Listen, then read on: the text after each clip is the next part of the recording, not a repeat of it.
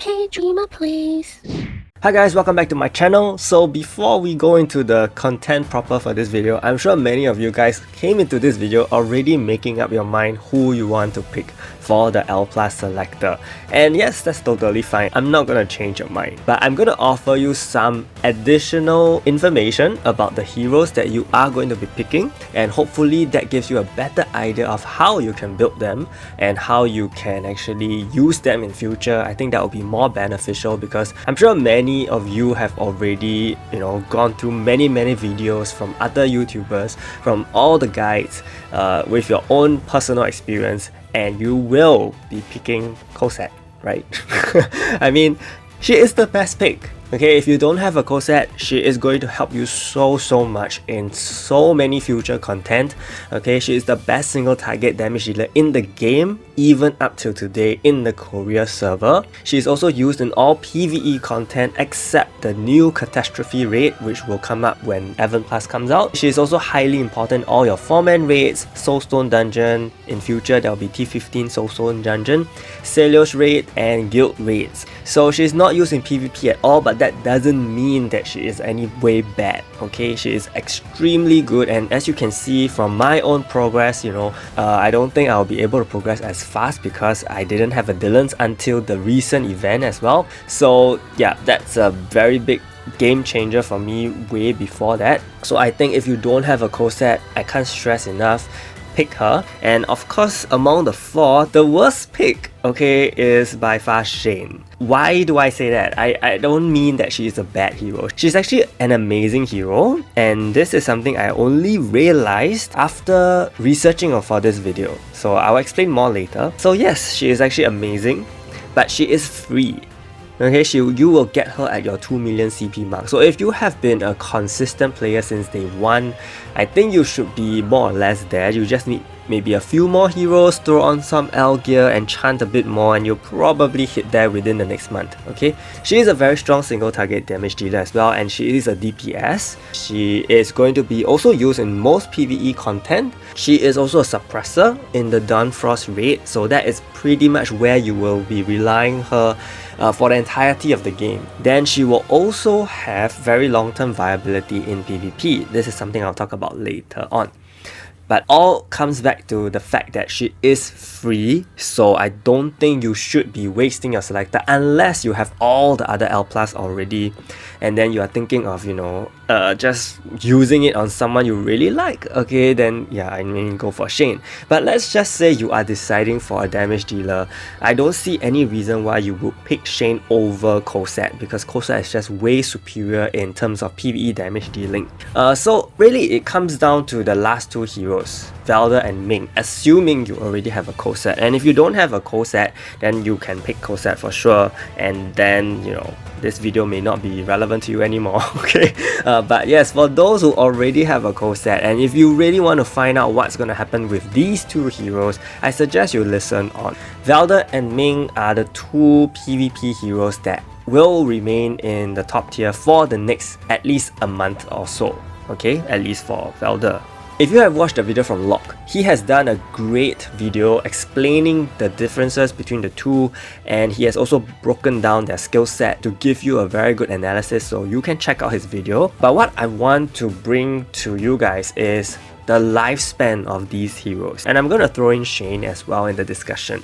So currently we have all 3 heroes being used in PvP. Okay, maybe Shane is a little lesser than the other 2 for sure, but she is still used as a jumper and a bait. So I'm gonna just use the Korean release as a reference. You guys make the parallel comparisons. Okay, so currently we have Juju being released, and all 3 of them are still pretty relevant, but Shane is starting to fall off for sure.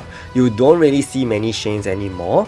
Okay, people are starting to rely more on the CC decks with all your Yuris, your Jujus, your Mings, your Valdurs to pull. Okay, so all these are very useful heroes. Even people with Rudy Plus are also steadily climbing up. This is very gradual because all these heroes are after all L+, and to make them decent enough, you need to have some levels on them, right? And at least decent gear as well. So it takes time for all these to develop. It doesn't mean that when a hero comes out, he will immediately become good, even though he has a great skill set. Now we're starting to see all the Rudy Plus starting to climb in PvP. Even the Yuris that have been pulled by certain players, they are also starting to increase in level. And with Juju right now, you can have a very sick CC deck with Juju, Yuri, Ming and Valdur, or even Rudy as your main frontline defender, whatever it may be. So currently, yes, we have mainly the CC decks. As you can see here, I've listed quite a number of decks that you can kind of choose from, okay, depending on what you have, and these are all very popular right now in our current meta. So I'm going to also introduce some of the PvP comps that I did research on from Korea server and try to draw the parallels with the global server to give you a better idea of how our heroes can be used, because as you know, our banner schedule is completely different, so some things may be slightly different when you watch Korean videos, and I'm going to point all that out to you. So after this, we are definitely going to get Evan Plus and Nestra Shane, and you will also see Ming and Valdur being used even more, okay, when that happens. So when Evan Plus and Shane comes out, okay, these are some of the decks that top tier Korean players use. Chris also started to get used more, as I said, because initially when Chris just came out, people needed time to build them. Okay, same for Rudy Plus, same for all the L Plus. Okay, so in the initial stages, they may not be at the top tier of the ranks, but as time went by in the Korea server, Chris Plus started to rise. And coupled with stronger Rudys and Evan Plus and Mings, you get a very crazy, stun comp with enough bulk to survive for a long duration. And there are even some comps running Valdur, Ming, Yuri, and Juju. Okay, these are all the potential comps given what we have. We also have Dylan's. Yes, there was a comp that I saw in the Korea server that uses Dylan's with Rudy Plus, Evan Plus, and Ming Plus. And there's also the Nestra Shane deck, okay, that is run with Valdur and Ming and Evan Plus. So all these also rely on mostly CC. So these are some of the comps that you can start to think about if you are going to get Evan Plus and Nestra Shane, which I think you probably will. So with the release of Evan Plus, one thing you need to remember is that exclusive items on heroes also got released. And it was in this period that Shane actually received her exclusive item, which I will also explain what it's all about later. So when Shane received her exclusive item, things started to change, because when Ace came out, Shane made her comeback. And I believe if you have watched the video from Locke, you will also understand that Valdur and Ace shared a very similar skill set. So that is why in the short run, Valdur could still be used, but once people started building Ace up more effectively, Valdur just completely fell off the meta and never came back for a while. Okay, he can still be used in the lower tier for sure if you don't have an Ace, but he will be less efficient than Ace. There will be something I want to point out about Valdur later on, which could change some of your perspectives of things, because this was not pointed out before in other videos, so I think it is pretty important to bring up this point later. So with Ace's release, we have new comps that you can use. Ace will just replace Valdur in most situations. As you can see, situations where Valdur was previously used, Ace will step in. And you also have L plus Shane coming back to form a DPS comp with Dylan's, Ming, and Ace. You also have a range comp, CC comp, with Yuri, Juju or Claire, Ming, and Ace. You also have the Nestra Shane comp with Ming. So they are all going to be used. Okay, Ace kind of just fits in everywhere, so that's pretty good. And yeah, Ming is just a real fighter in PvP, lasting for so many months in the Korea server. Take note, this is 7 months after the release of the game. Okay, so yeah, I think I would say for a debut hero, for a hero that existed since day one, lasting this long in the meta is quite a feat. 2 months later, so in between we had a couple of L heroes, legend heroes that didn't affect the PvP meta, but 2 months later we finally have Jave, who is a legendary plus as well, and Espada. So when Jave and Espada came out, I mean Valdur is completely just gone at this point, and Ming continues to survive, and Shane as well. So there are comps that start to shift towards the death again because of Espada. So you have Chris and Espada being a very good duo, and with Jave coming out, Jave will just give your whole team some very good bulk so that your death teams can survive that long in order to deal the death that they need. And Shane Plus and Nestra Shane also can sub in as pretty good damage dealers as well. You also have a tank comp, okay, which runs Alice and Shay and Jave, and the main damage dealer here could be Shane Plus or Evan Plus, okay, either one. Then of course the Ming and range comp still remains as the third potential comp. And then we also have the Shane Plus and Ming comp with Jave and Alice. So this is also another way that newer heroes help to boost older heroes because they assist in increasing the bulk of your team. And you also have the stun comp and the death comp together because Ace and Ming do stuns, and Chris and Espada, they do death. So it's all gonna be very varied. And take note that these comps that I'm listing out, they are not just restricted to these comps. Okay, the meta wasn't just restricted to these comps. There are other comps, but the only reason why I'm listing these comps is because I wanted to place the focus on Ming and Shane. So there are also potentially very strong PvP teams that do not use Ming and Shane. Okay, just a disclaimer for you guys, because you guys may be thinking, are there other teams? Yes, there are. So shortly after Jave and Espada comes out, we have another, in 1 month's time, you're gonna get Rin. I mean, Korea server did get Rin.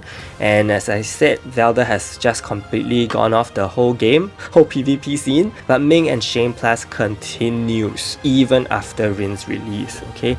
So at this point, the meta kind of is going very varied and and heavily reliant on Shane Plus actually, if you realize. I was looking at all the different compositions that were used in PvP when Rin was released, and many of them actually use Shane Plus. Okay, so that was quite a big surprise to me because she literally just revived from the dead after Ace came back and just lasted throughout. Whereas for Ming, I guess because there are other CC heroes, you have so many other CC heroes when Rin comes out, I guess the focus is just a little less on Ming. Later on, Ming really kind of falls off when Karma Carl comes out.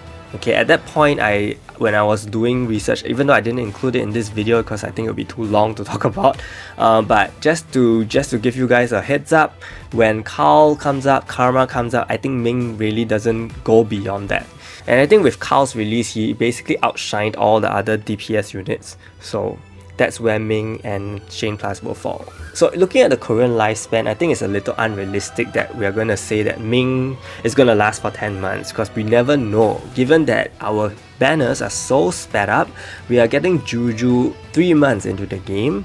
We are very likely to get Evan Plus in the next 2 weeks, so that will be 3.5 months compared to Korea server who got him at 5.5 months.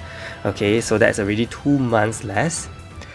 And then who knows, Ace could come out in about 5 weeks time, right, or 6 weeks time, and then that's going to be 4.5 months upon the game's release in November. And you know, Ace came out 7 months in Korea server after the game launch. So yes, there's going to be a very big speed up of things, which means your heroes will relatively last shorter in the meta. Okay, that's just a perspective you need to keep in mind. And with that, I'm going to talk about 2 other things that were not mentioned in other videos, and that are hero remakes and exclusive items. So first, we'll talk about hero remakes. Now, I need you guys to keep in mind what happened to Valdur and Shane. Okay, on 27th May, in the Korea server, which is about 6 months, okay, after the game launch. This is the point where Shane's exclusive item came out, and she also received a remake. Now I want you guys to look at the remake that she received. The changes that she got at this remake are actually the same changes that we have currently on our server, which goes to say that during the period that she fell off the meta in the Korea server, it is because she has an old skill set. She didn't have camouflage at all. She had weaker multipliers. She did not have her combo skill, and she could not cancel buffs on her first skill. Yeah, so these are just some of the changes that we received upon release, which means that Shane, when built out, and with her upcoming exclusive item, there is a potential chance that she may not exactly fall off the same way she did in Korea server. She could actually last throughout the meta in our server. So we don't know how exactly it's gonna go because the skill sets are different. And if you were to look at Valdur, I think he received one of the most drastic remakes in Seven Knights 2. Okay, this was a remake done on September 30th. This was about 10 or 11 months after the game's release.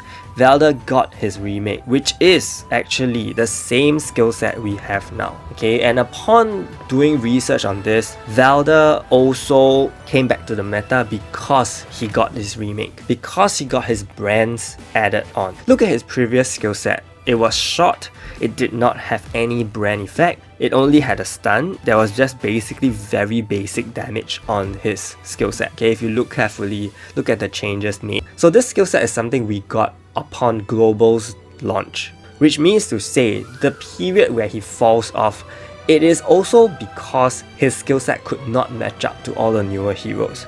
But with the brand, he did come back to the top of the meta, okay, especially with his exclusive item launch as well. He did come back to the top of the meta to be used alongside Ace. So the point I'm trying to make is that Valdur is not going to be phased off immediately, but he can be used alongside Ace, and he may not be replaced just like this because he is still a very strong hero. And with his revamped Korean skill set, which is our default global skill set, he had a place in the meta when that happened. So just keep this in mind, and I will talk about how his exclusive item actually also helped boost him up slightly more and increase his utility in PvP later. The last hero, Ming, also got a remake actually, but her remake came out on the day that Global server launched. So her skill set in the Korea server right now is different from what we have. But the changes are not too big because she only adds on one additional effect, that is, she has a 100% chance to reduce ultimate gauges on on her skill 1 if I'm not wrong. Yeah, so that is, I mean, it's a pretty good effect, okay, but from what I remember, this came out quite late, okay, because this came out after Carl, and Carl was already dominant in the PvP meta. Ming didn't have a chance to really come back in, even with her revamp and even with her exclusive item. So that is the context I need to add on for Ming. So what is with the deal about these exclusive items, and how exactly did they actually increase the utility of Shane and Valdur? One thing about Shane's exclusive item is that she has her own crit rate boost when she uses her demon's trait. So currently you only have one line in that skill and it says goes into stealth. With the exclusive item, she can actually increase her crit rate for 20 seconds all the way up to 73.6% at skill level 15, which is about, I think your Shane has to be level 56, okay, for that to happen. Even if it's not level 56, she will probably add 50% crit rate at least to herself. And you know that her passive actually relies on her crit rate to increase her own attack. So you can imagine how in sync her skill set is going to be with this exclusive item, whereby you no longer need to rely on using crit weapons for her, and you can use something like attack speed, and she's going to get a huge advantage if you give her attack speed in PvP, which is why I think she really just flew back into the top of the meta because of this particular exclusive item. So it is a very big change to her. It is an effect that will impact her utility a lot, okay? So that is something you need to factor in when you look at the Korean meta, because they had exclusive items slowly added to different heroes, and for Shane it was very recent, probably just 1 month after the catastrophe raid. So that is why she became relevant again. The next exclusive item that came out was Valdur's, which was also during his remake. So when coupled with his remake, okay, his third skill, the Roar of Glory, not only deals AoE damage, applies the brand, allows him to become immune to damage, but also removes debuffs from him when he is debuffed. This skill basically can activate itself when he is disabled by maybe stun or shock. The skill will automatically remove the debuff on him, allowing him to move again. So this also increases his efficiency in PvP by quite a bit. I mean, Valdur is someone that we constantly rely on for pulling, right? And also doing some damage. The brand does help in PvP. So this does change some things for him compared to what we have now. And the final exclusive item that came out for these three heroes is Ming's.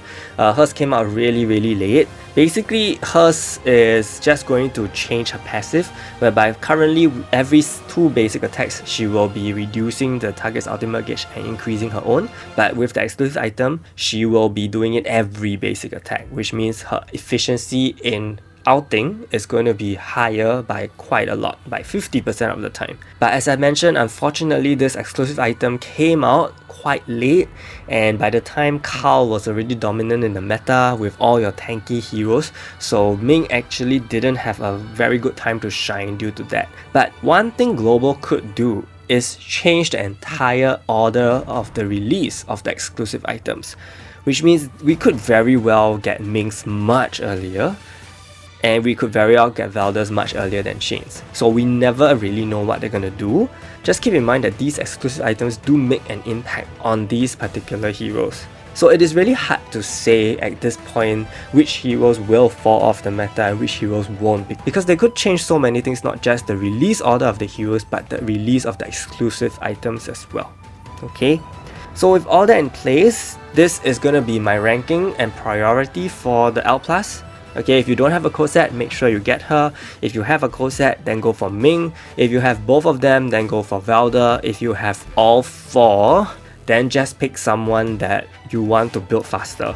Okay, and yeah, with that, I hope this video helped and it gave you even more insight about the heroes and how they are going to be used. And if it did help, do give it a like and subscribe to my channel. Big shout out to my channel members Christopher, Tom, Gonzalo, Jeremy, Fahas, Bilal, Reggie and Yamaki for the support. Stay tuned for more videos. Thank you so much and see you!